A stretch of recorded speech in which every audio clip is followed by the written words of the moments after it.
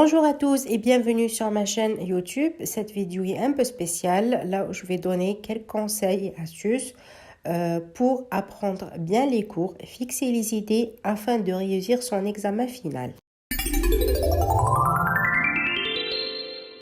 La première des choses à savoir, c'est que pour réussir, il nous faut de la patience et la certitude du succès et avoir confiance en soi pour avoir une vision réaliste et croire en nos capacités, ce qui nous permet de mieux gérer nos émotions et atteindre nos objectifs. Avoir confiance en soi est bénéfique pour la santé mentale et la prise de décision. Donc, je vais réussir. Numéro 2, il faut créer un environnement propice au travail. Si par exemple vous étudiez dans un endroit où il y a du bruit, de la télé et des écrans, sachez bien que ce n'est pas productif. Il faut étudier dans un endroit plus calme, dans le silence et dans un bureau ordonné et lumineux. Numéro 3, il faut créer un plan de travail dans lequel vous citez les différentes matières et chapitres à aborder, ainsi que mettre en place des plages horaires réservées aux études et d'autres pour se détendre. Et bien sûr, il faut choisir les bons moments dans la journée où on est plus productif, où on se concentre plus dans la révision, par exemple le matin de 7h à 10h et le soir de 15h à 19h. La quatrième des choses, c'est le téléphone. Il faut le mettre en mode avion pour rester focus sur le cours au moins pendant 1 heure. Et tu verras, tu vas être plus productif car tu vas dire que j'ai 1 heure de temps seulement pour faire cette tâche. Donc, je vais la faire jusqu'au bout. Maintenant, quelles sont les stratégies à aborder afin d'étudier efficacement? L'astuce, c'est de reformuler ton cours avec tes propres mots. Car tant que tu n'es pas capable d'expliquer clairement le concept, alors tu ne l'as toujours pas compris.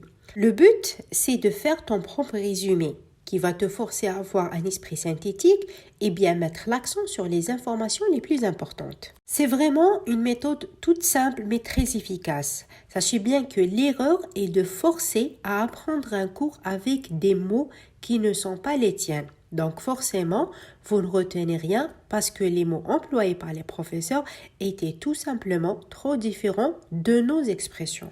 Pour s'approprier ces leçons, il y a plusieurs méthodes. Soit créer une histoire autour de votre leçon, soit raconter la leçon à quelqu'un, créer un schéma pour retenir votre leçon ou bien créer une fiche de révision. En utilisant un code couleur pour différencier les chapitres des sous-chapitres. Par exemple, tu peux mettre tes définitions en rose, tes titres en rouge et essayer de garder toujours le même code couleur. Grâce aux couleurs, déjà, tu vas apprendre du plaisir à apprendre ta fiche, puis ton cerveau va avoir plus de facilité à photographier ta fiche. On appelle cela en quelque sorte la mémoire visuelle. C'est vraiment très pratique parce que le jour de ton examen, tu vas pouvoir avoir ta fiche en tête comme si ton cerveau l'avait photographiée. Ensuite, une fois que tu termines à reformuler ton cours, il faut l'apprendre par cœur ce que tu viens de faire. À partir de là, tu es prêt à passer ton examen.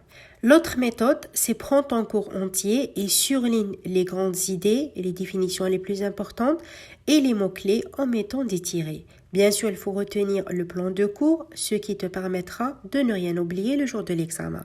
La 6e astuce, pour retenir une information, il faut la relire 3 fois au minimum.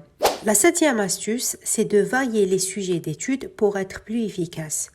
De cette manière, vous retenez bien les différentes informations et vous évitez de vous démoraliser.